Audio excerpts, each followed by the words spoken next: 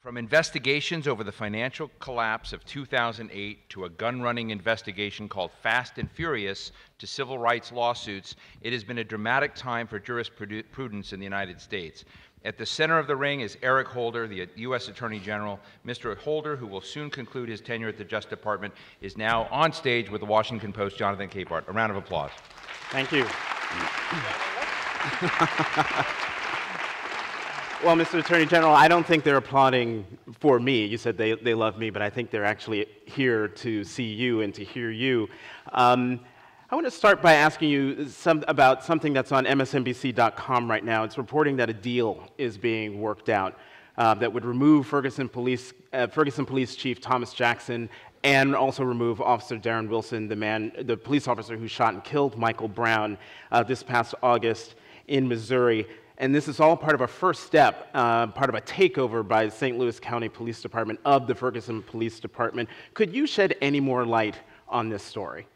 Well, we have an ongoing pattern of practice investigation that we have announced with regard to the Ferguson Police Department, so I don't think it would be appropriate for me to comment on any of the specifics that you have just mentioned. But I will say that I think it's pretty clear that the need for wholesale change in that department is appropriate.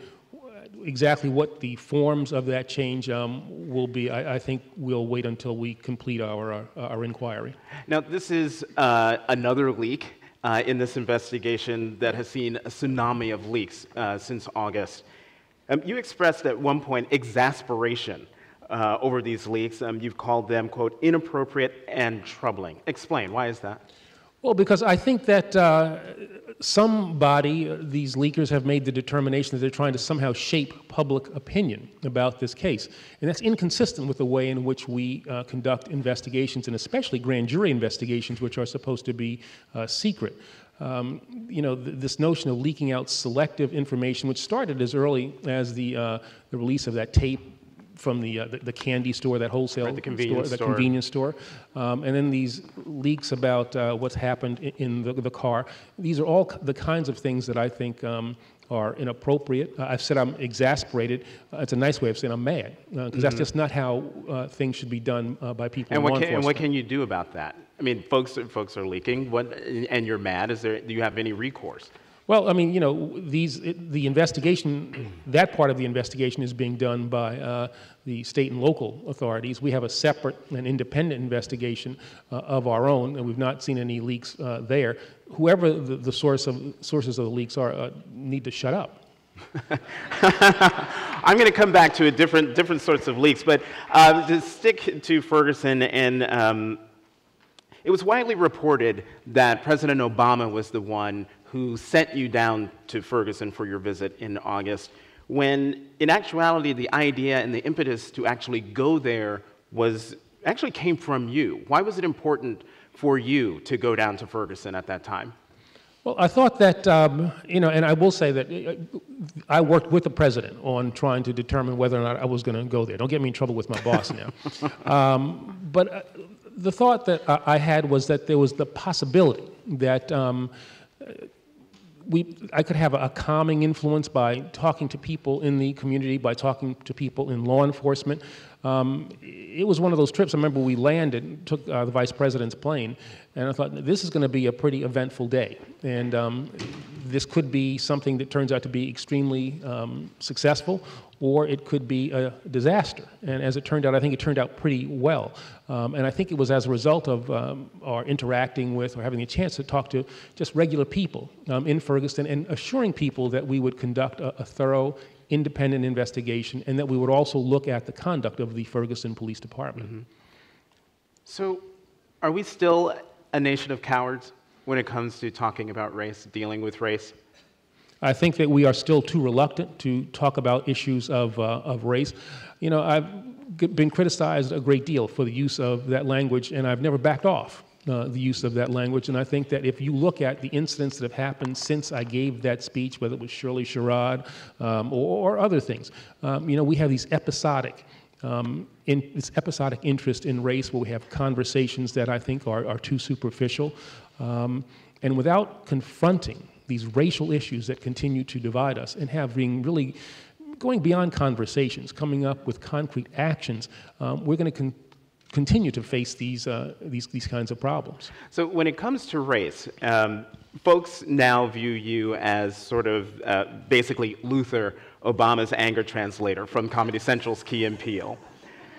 Is that fair? Is that fair that you say things about race that the president can't say or won't say, especially as long as he's in the Oval Office? No, I don't think so. I mean, I think, we have to look at the different jobs that we have. I am the nation's chief law enforcement officer, and so the issues that I talk about are within my ambit of responsibility. I think the president has been pretty forward-leaning and has expressed himself in ways that you would not necessarily expect a president to. I mean, when you think about the comments that he made after the shooting involving Trayvon, that was something, I think, different. You did it without notes, went straight to the White House press room, and I think spoke very effectively, very passionately about the way in which he feels about these issues. And you're the first African-American Attorney General under the first African-American President of the United States.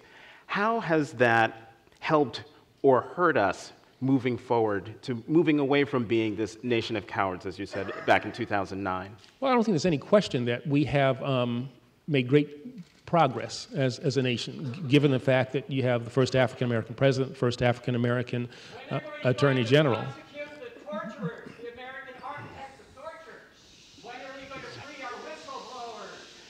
And so, Attorney General, he's actually getting to a question, I was going to ask you about. So he anticipated a question that I actually was going to ask. And that is, what do you make of the critique of your tenure as being somewhat schizophrenic? On the one hand, you have a terrific record when it comes to civil rights. But when it comes to civil liberties, your critics say that you have fallen well short. As the protester just said, the Justice Department is going after folks who are leaking national security information. You're going after journalists who have written stories that sort of revealed national security information. How do you explain that schizophrenic nature of your tenure? I'm not sure I would necessarily agree with the gentleman who expressed himself there, or with you. I think that one has to look at what we have done since President Obama took office. We repudiated some OLC memoranda that I think run counter to our values as a nation. We have tried to close Guantanamo unsuccessfully. We have done, I think, a whole variety of things. Tried to work with doing our national security responsibilities consistent with the rule of law, and again, consistent with our values. I think, for instance, that the torture, the report that is to be released by the Senate Intelligence Committee needs to be released as soon as possible with as few redactions as is possible. There have been a whole variety of things. I mean, when it comes to this whole question of whistleblowers, we have gone after people who have who have said things or revealed things contrary to the oaths that they have taken. Mm-hmm. And when it comes to reporters, what I have said, we made changes in the processes that we have in place about how we interact with members of the media after the controversies erupted, I guess, a couple of years or so ago. But beyond that, what I have said, and what is a guiding force for this administration, is that any reporter who is doing his or her job gathering news is not going to go to jail as a result of that kind of activity. But are you going to compel them to testify, such as James Risen of the New York Times? Well, the case is still one that has to be tried, and I think we will take actions that are consistent with what I just said. Such as compelling testimony?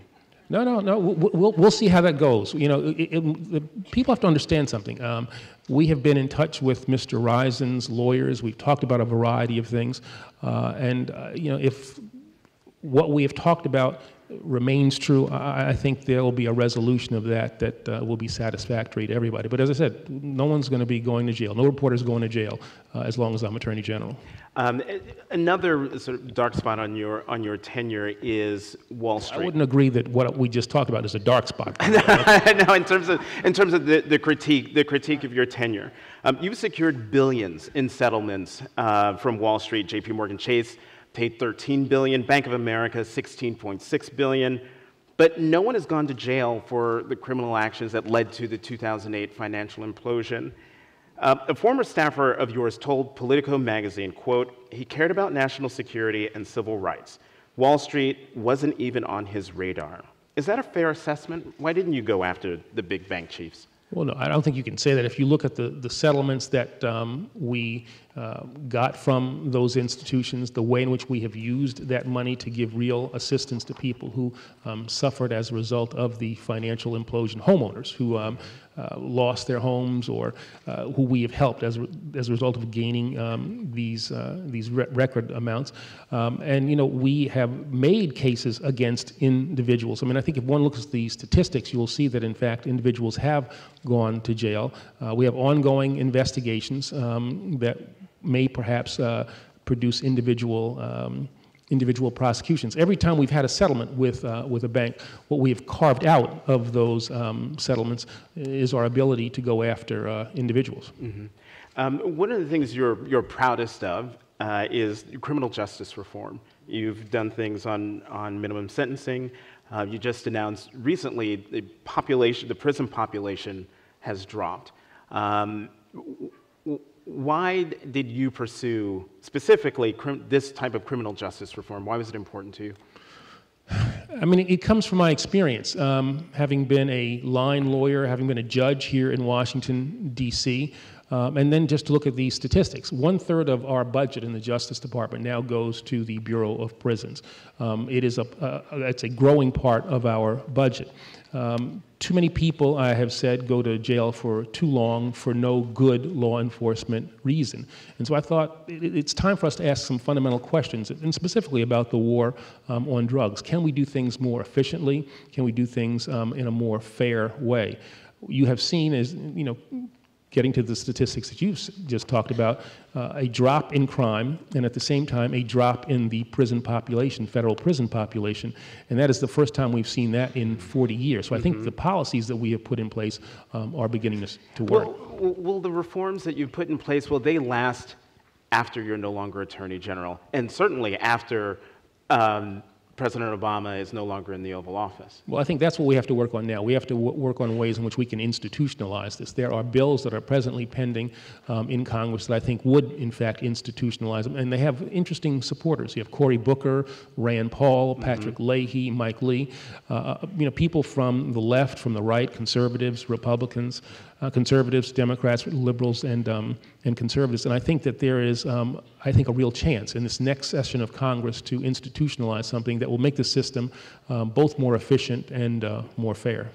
Now, we've got about less than 6 minutes left, and I got a lot more questions to ask you, but I can't let you go without asking you about same-sex marriage.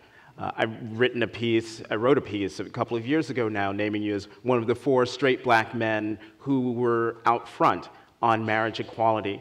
And it was the decision by the Obama administration to no longer defend the so-called Defense of Marriage Act that got the ball rolling to the Supreme Court decisions that we saw last year. Why was it important for you to do that?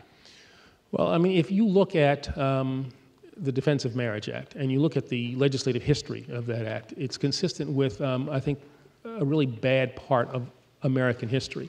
It was an act based on fear, on stereotyping, and it was on that basis, and discrimination. It was on that basis that we made the determination that we would not. It seems to me that this whole question of marriage equality is part of a larger piece. I think it is the civil rights struggle of our time. What are we going to do for our LGBT brothers and sisters? Marriage equality is one part of that, but there are also ways in which we have to help that community be treated more fairly, more generally. Mm-hmm. And what do you say to some folks in the African American community who might not like the fact that that you and others, including the president, say that this is the civil rights issue of our time? Well, it is. You know, I mean, this country is always trying to become more perfect, trying to become better.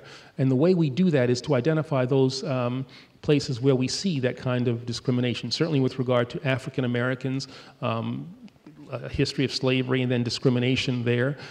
We saw gender inequality. We continue to see it. And I think that dealing with these issues involving the LGBT community is simply a continuation on that process that we have been engaged in. All right, so I have some rapid fire questions for you since we're down to less than 4 minutes. The last movie you saw? I don't remember. Either in the movies, on television. I rewatched The Godfather, the greatest movie of all time, on my iPad on my last trip to Los Angeles. Okay. The most played song on your iPod? Since I Lost My Baby, The Temptations. Who would you want to play you in the movie? There's only one person, Denzel.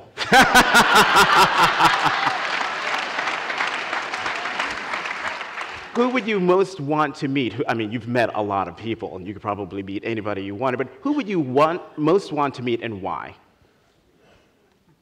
That's interesting. You know, I got a chance to meet, the easy answer would have been Nelson Mandela, but I had a chance to... See, like I said, I mean, you can meet him. I had a chance to meet him. I think Pope Francis, he would be an interesting person to sit down with, speak with, because I think as many changes as he has been credited to him already, I think there's a lot more that we're going to see from this Pope. What's your guilty pleasure? Mine is live tweeting scandal. What's yours?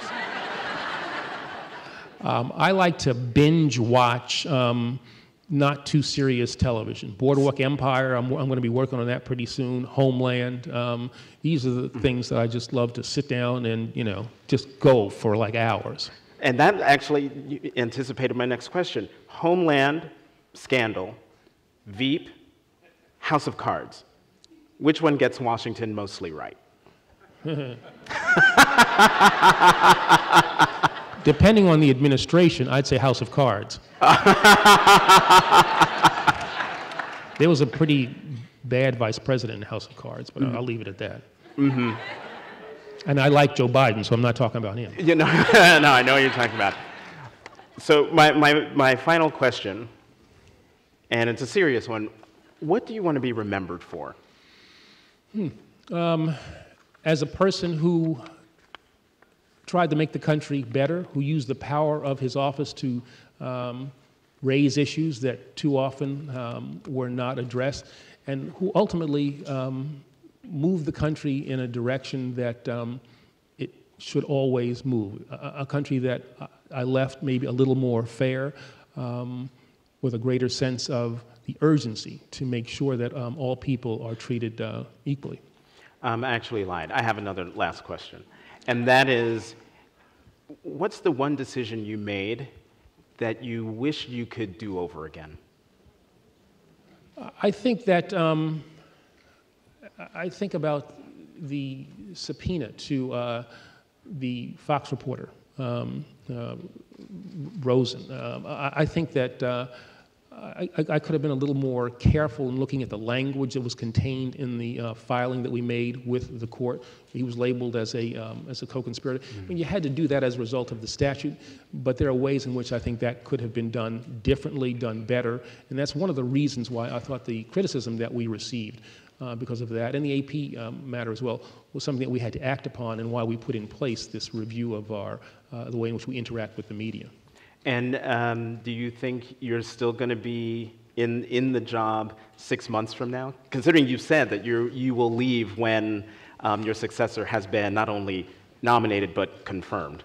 Well, I think that you know, there'll be a nomination shortly after the election. My hope would be that the Senate would take up that nomination in the same way that mine was, so that by early February we'd have a new Attorney General. Attorney General Eric Holder, thank you. Thank you.